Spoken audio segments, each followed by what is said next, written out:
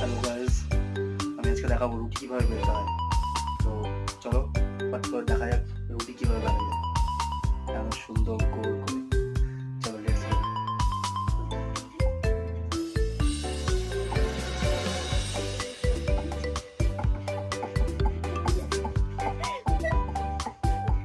সব করো দেখাবো না।